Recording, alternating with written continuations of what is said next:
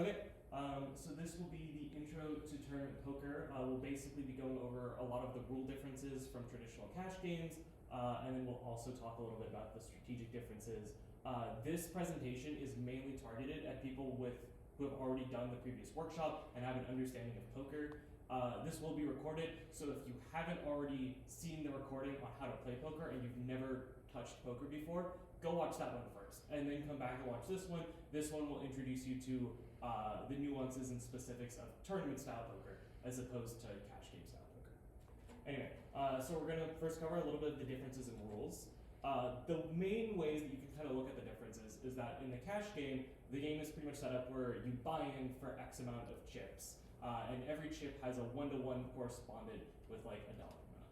So I could buy in for $300 worth of chips, and then all my chips add up to $300, and then I bet in increments of dollar amounts, and it's essentially like a one-to-one exchange with a dollar. In tournament style, however, you buy in for a set amount of chips at the beginning, and you are not able to exchange that for cash until you make it to a certain level in the tournament. It's essentially a last man standing competition, and the way it usually pays out is the top X% that make it far enough get paid out some small amount, and then as you make it further and further, you get paid out a larger and larger amount. In order to make sure people actually get eliminated and force people to engage in action over time, blind levels also continually increase. So while you may start with 20,000 chips and blind levels of like 100 and 200 in terms of chip counts, eventually everyone's gonna have like a couple 100,000 or million chips in front of them. However, the amount of big blinds they have in front of them might actually be going down because chip levels will continually increase. We'll cover that in more specifics in a few slides, but that's kind of like the fundamental difference between the two game types.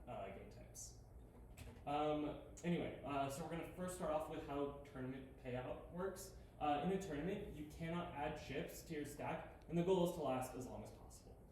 The chips in your stack do not correspond to real money. The money you earn corresponds only to your final placement.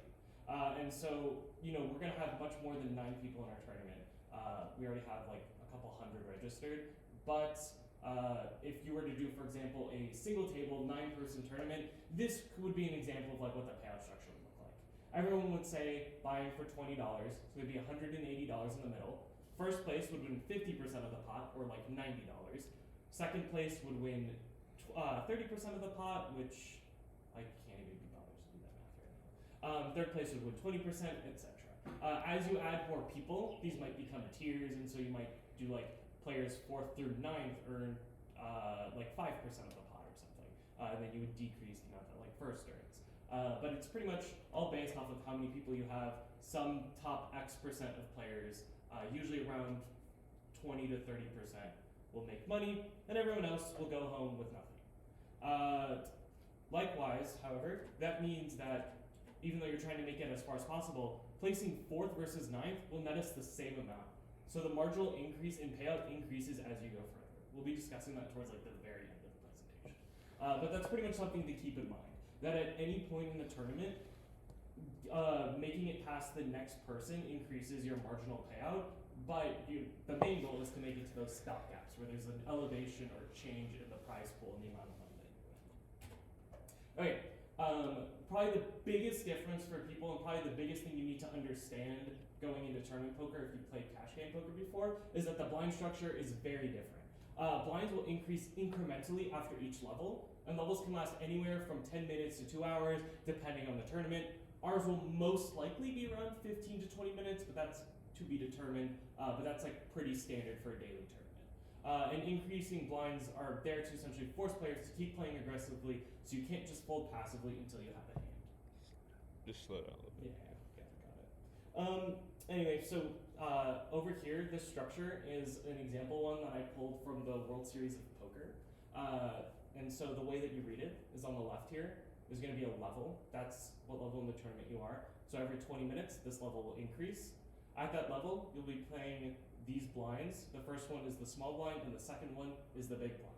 So at level 1, you would put in 100 worth of chips, and as the small blind, 200 worth of chips as the big blind, and it would stay like that for an entire 20 minutes, and then it would go to 200, 300, 200, 400, 35, etc. These levels obviously differ based off of what tournament you're doing, how many chips you start off with, how long the levels are. There's a lot of things that change how these chips increase.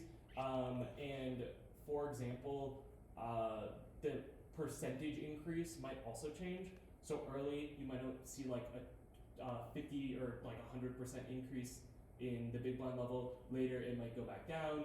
Even later, it might go back up. It's pretty much always up in the air. And so when you're playing, you can't just be thinking about what are the current blind levels. It's, do I have enough chips to survive the next blind levels in 10 or 15 minutes?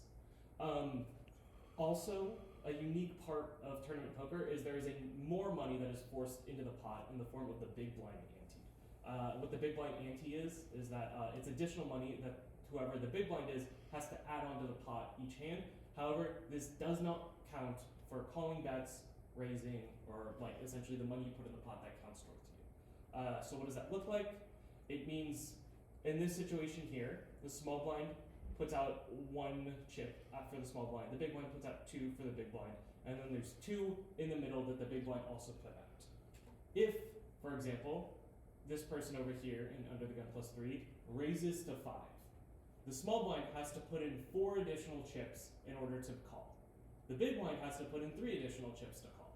And so in total, the small blind has put in 5 chips, big blind has put in 5 chips, under the gun +3 raiser has put in 5 chips, but the big blind has also put in an additional 2 chips as part of the ante.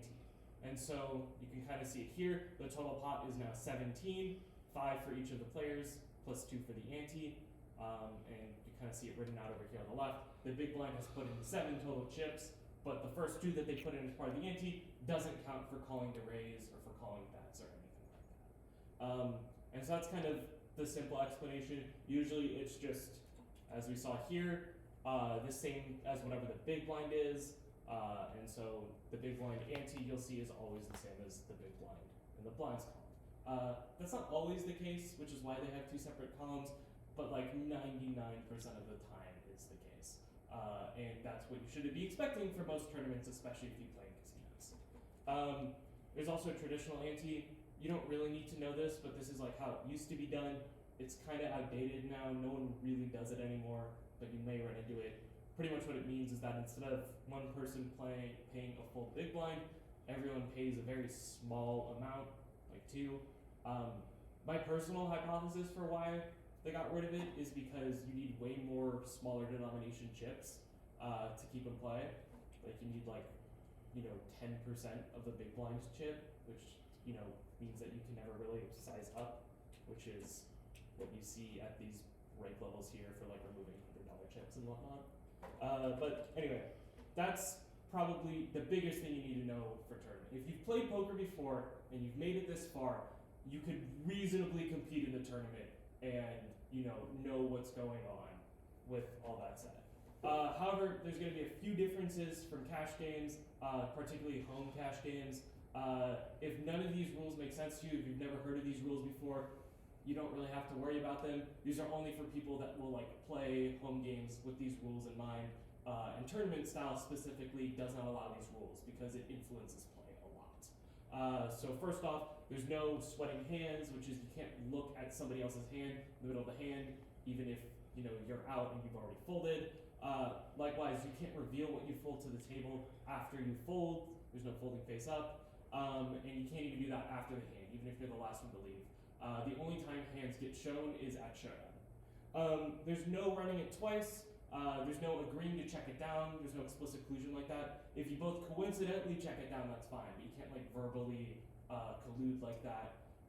Likewise, there's no phones allowed. We have live cards, so even if you're not looking at charts, even if you're just bored and passing the time on Reddit, I don't know, you should have signed up for a tournament. I don't know what to tell you, but you can't have your phone out. We have live cards in front of you. We might actually enforce the tournament, just no phones in general, but I think that might be a little much for some people. But especially while you have cards actively in front of you, you're not allowed to have your phone out. If you fold, however, that's fine, but before you fold, you're not allowed to have your phone out. And so that means there's no folding out of turn either. That's this last point here. The only kind of weird thing that's very different from cash game style poker is how all-ins work in terms of revealing cards, which is that all players must reveal cards immediately when there's an all-in. So this means that if you're all-in pre-flop, you have to flip and show your cards before the board is dealt. If you're all-in on the flop, you have to show your cards before the turn and river are dealt. Everything same likewise. The only time this doesn't apply is if there's still action happening. So if one player is all in, two other people call that all in, then those two other people will continue betting, and that last person doesn't have to show their cards. However, this does mean that on Showdown, if you're all in on the river, somebody shows down their cards and you lose, you're not allowed to just fold them and leave. You still have to show your cards even if you know it's the losing hand. Don't ask me why that's a rule, but it is a rule. I personally like it. I think it's hilarious seeing people's bluffs. It's a great time.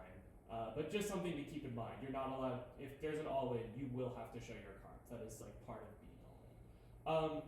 The only time this kind of has an exception is when we're going hand for hand, which we'll talk about more on the day of the tournament if you make it that far.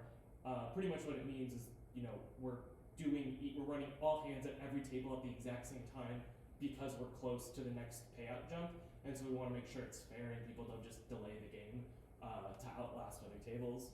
And as part of that, when people are all in, you have to hide your hand until all other tables are at the same point. Because if you know somebody's all in with aces versus kings, you might be more willing to fold. But if you don't know what they're all in for, then it kind of changes the strategy. Anyway, all that said, it might be very confusing. We expect it to be confusing. Not many people have played tournament style poker before. So when in doubt, just call the floor. There's going to be essentially designated referees to help settle hand disputes. That's most likely going to be me, David, and Jonah. So just wave us down. You'll see us walking around the tournament. We'll be the tournament staff. Even if it goes against normal rules, whatever we say as the floor is final. So don't try to dispute it with us. We're running the tournament, and as part of that, we kind of get to set the rules. And the point is that we establish consistency, which we think is more important than fairness. So we just want to make sure we're treating everyone the same and giving everyone the same rule set, as opposed to what you might normally expect, or even what you might see in this presentation. Likewise, because of that, players have the right to call for the floor at any point in the hand if they think something has gone wrong. Just use your best judgment, but if you and another person are fighting, rather than trying to convince the other person you're right, just call the floor over, we'll settle it. It doesn't matter which of you thinks it's right, it matters who we think is right, and we want to make sure everyone's playing with the same rules. Anyway, that will cover the differences in rules. This next part is really differences in strategy. The disclaimer for this is that it's very contingent on you kind of having a prior understanding of poker and an understanding of poker strategy. Specifically, if you know what pre-flop charts are, this is probably something good to look at. If you know how to do equity calculations or EV calculations in your hand, this is probably something that will be useful. Because those type of calculations change very much when you're in tournament, and the way that you play different hands at different points in the hand is very different for tournament as opposed to cash style poker. So if that's not for you, if you have no idea what I'm talking about, and this is your first time playing poker, you can try to look at this. Please ask questions. We'll happily answer them. However, we understand that a lot of it will go over your head, and we encourage you to seek out other resources or to look in the resources section of our Discord to find more information for kind of intro to basic poker strategy, which we do have several slides on, I think. If you can wrap your head around those slides, then you can come back and visit these ones. Anyway, so the main kind of overarching strategic difference is, as I mentioned earlier, in a cash game, each chip is worth some dollar amount, and you play to maximize your chips because your EV calculation is 1-to-1. If you're trying to get the most amount of money, then the goal is, to get as many chips in front of you as possible. And so that makes it very kind of linearly. The more chips you have, the better you're doing, and that scales at a very consistent rate. In tournament, however, it's very different. There's something called the independent chip model, or ICM. We'll touch on it very briefly at the end, but essentially what it means is your last 5 big blinds are worth more to you than your 45th to 50th big blinds. despite the fact that it's the same number of chips. It has everything to do with the fact that the value of your stack is not linear proportional to the total of your chips. Instead, it is proportional to what is your likelihood of making it to the next pay jump. And because that likelihood is correlated with your chips, but it's not an exact one-to-one, that is, if you have 5% of the chips in play, you might still win the tournament, and therefore, it's not a linear payout jump. It means that you essentially have to play around your stack size in a much different way than in traditional cash games. This, of course, means that you change when you call, how light you call people down, when you fold, and that has to do not only with what types of hands, but even when in the tournament it's happening. So we'll be covering that. So this is a lot of text. I advise you to go back and read it when it's posted in the resources. I'll give a brief overview. These slides are left over from one of the previous poker club's presidents, Mateo, if any of you know him. They're very useful, but they're also very wordy because they're meant to be standalone and consumed with somebody just going back and reading them later. The main thing though is that when we're talking about these stack sizes, there's kind of 4 main categories that stacks will fall into. You either be deep stacked, which means you have more than 80 big blinds. You'll be medium stacked, which is 40 to 80-ish. Again, kind of mileage may vary based off of the tournament for these sizings. The short stack is 15 to 40 big blinds, and push fold is below 15 big blinds. Short stack and push fold will probably be the most relevant. In my experience in a daily tournament like this, with smaller blind levels that are only 20 minutes or so, you spend most of the tournament at or below 40 big blinds. That being said, the longer the tournament is, if it's a 2-hour blind tournament, or a 2-hour level tournament at the WSOP, the other become much more relevant. Anyway, so we're going to breeze through deep stack. Deep stack plays very similarly to cash. It's essentially because of how deep you are in terms of your big blinds, and because this usually happens at the beginning of your tournament, the closer you are to the start of your tournament, it's pretty much like a 1-to-1 correlation with that ICM thing I was talking about earlier. Pretty much what that means is that you can play very similarly, if not identically, to cash, with only slight variations. And because of that, if you have more than 80 big blinds, just kind of play how you normally play poker in the past, assuming you're a winning player. If you're not a winning player, I don't know. Do your best. The big thing here, though, is that when you're deep stacked, you're going to want to, it's this bottom 2 bullet points here, you're going to want to be prioritizing nut potential hands as opposed to raw equity hands. Essentially what a nut potential hand is it is a hand that is more likely to make the nuts, or make the best hand possible on the correct board. So this is going to be something like suited connectors, a suited ace to make the nut flush, small pocket pairs that can hit sets. These are essentially hands where people will be calling you down with raw equity hands because they might think that you're bluffing. These are hands that you represent with bluffs, and they're also hands that you're drawing with, and so you can get paid out until you hit your draw. Raw equity hands, however, are just hands that if you get it all in pre-flop, you're most likely to win the hand. So this is high aces, any ace with a Broadway card, high kings like king queen offsuit, any ace that's also with a low number, so you can hit the wheel draw, pocket pairs 6s and above, all of that stuff. And so we can kind of see it here. We can kind of visualize it here based off the big blind. These are the ranges for hands that you should be opening with or making the first raise with in a hand under the gun. I think is under UTG, yeah. So this is under the gun 8-handed. Anyway, so for example, when you're 100 big blinds deep, you're very much deep stack. The hands that you're gonna want to be opening are pretty much exclusively nut potential hands. The only time you do anything less than ace 10 is when it's suited, sorry. You want raw equity hands, I misspoke there. But you pretty much never open anything that doesn't have at least one Broadway card. The only exception is sometimes 9-8 suited. But the majority of your range, the majority of the hands that you'll be playing are very good 2 Broadway cards. As opposed to when you get down to 20 big blinds, there's a few extra things you pick up. You're going to be playing Queen 8 suited and King 7 suited a little bit more. You're going to be playing ace 3 suited a little bit less. You're going to be playing these low pocket pairs a little bit less. You're going to be playing, these kind of strong equity hands, or these kind of drawing Broadway hands a little bit more, etc., etc. And that's because, like I was saying, I keep flipping it. You want to be playing nut potential hands when you're deep stack. You want to be playing raw equity hands when you're short stack.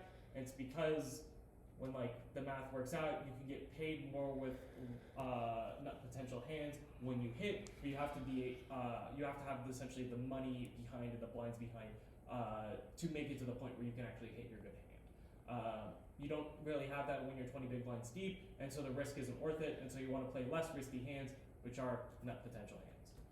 Anyway, that's kind of the overall strategy difference. Did I? Hold on, there's a slide missing here. I'm gonna try to grab it real quick. I think it's down here.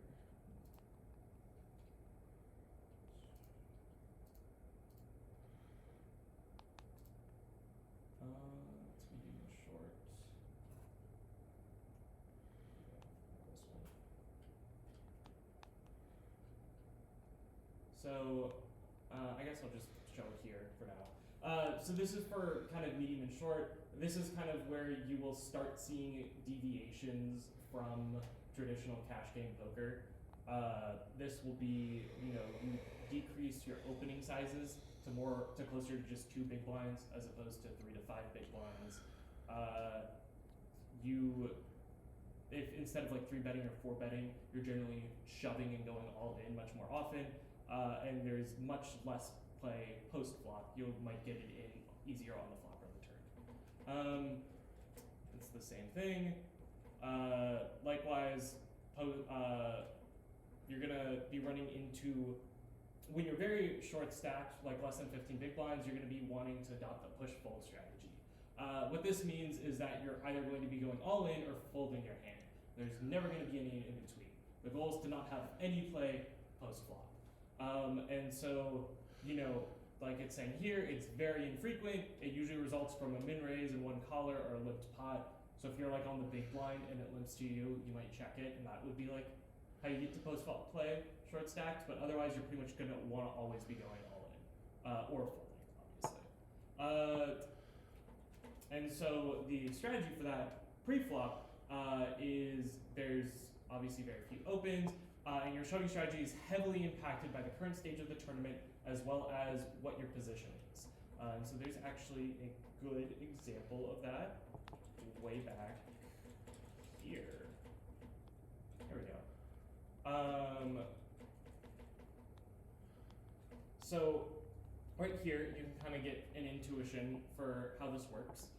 So if we look in the top left over here, we have the small blind puts in 50, big blind puts in 100, and our hero on the button has about 20 big blinds. They have 1790 behind, so it's 17.9 big blinds. Quick math.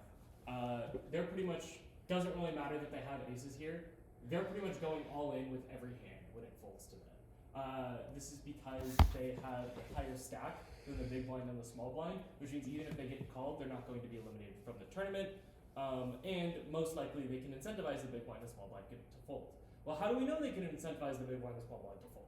Well, the small blind in this position is really only profitably calling if they have pocket eights or above. This is because their tournament life is at risk if they make this call because they shove more big blinds than them.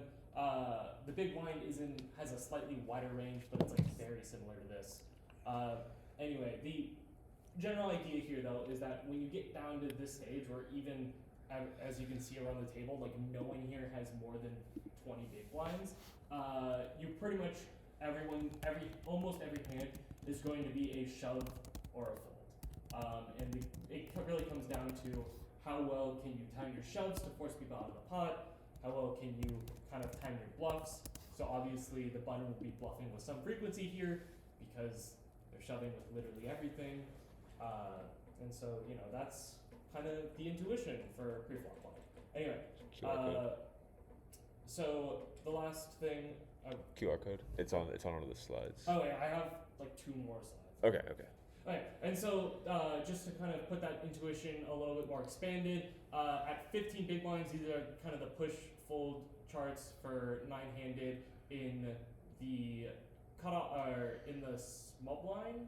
No, sorry, under the gun cutoff in the small blind. And so as you can see, as you go further, you're going to be shoving more. These charts don't take into account stack size, as I showed in the previous example. So these are much more general, but this kind of gives you an intuition for the further position you are in and the closer to the button you are, the more you're going to be shoving and the lighter you're going to be shoving. Anyway, so the last thing I'm going to cover is just kind of this overview of ICM that I alluded to earlier. Essentially, the idea is that the value of your chips is based on the likelihood you make it to the next pay jump and all future payouts afterwards. And so when you're dividing the money value of the chips in play, if you have 50% of all chips, you might have less than 50% of the monetary value of all the chips. Conversely, if you only have 5% of the chips in play, you might have much more than 5% of the remaining value. And that goes back to the fact that first place gets a much bigger payout than third place, which gets a much bigger payout than fourth place. The fact that there's kind of those incremental and marginal increases in pay essentially means that if you only have a 1% chance to win the top prize, it means that despite the fact you only have 5 big blinds left, you still have a chance, and that chance means you still have money behind. And so you can this chart kind of breaks down the likelihood of winning in a very simplified fashion based off of like how many chips the player has left. So player 5, despite having the least amount of chips, still has a pretty good chance, or still has like a 5% chance of winning first. Most of the time they're going to go out in 5th, but more than half the time, despite the fact that they're in last place in terms of chips, they're actually making it above 5th place, just because everyone else always has the chance to bust and go home because of the way tournament style works.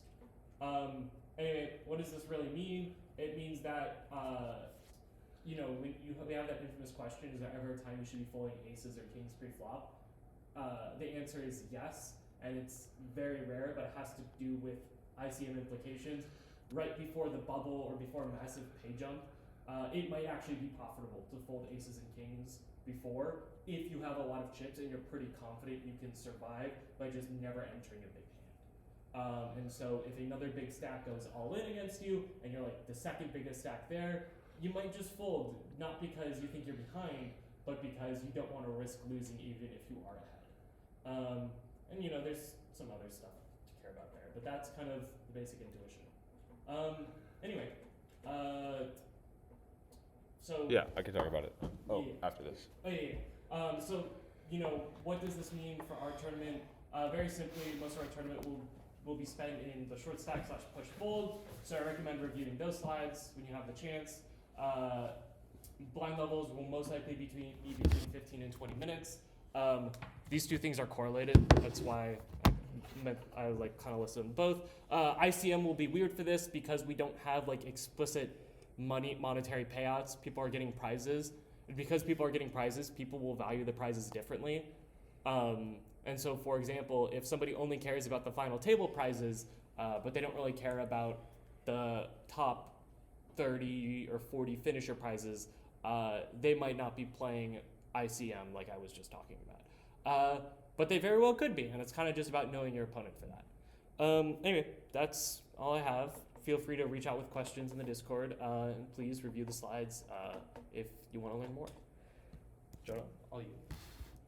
Awesome. So that's going to conclude the lecture portion, and now we're going to do an example tournament on Poker Now, so everybody can get acquainted with the software and just see how it works. This tournament will be really fast, structure-wise. Like the blind levels are 4 minutes. It's just so you can kind of see what Poker Now is going to be like, and we can test getting people into the software to make sure there's no errors tomorrow. So scan this QR code or check the link in the chat or the Discord to join. And we'll run this quick tournament.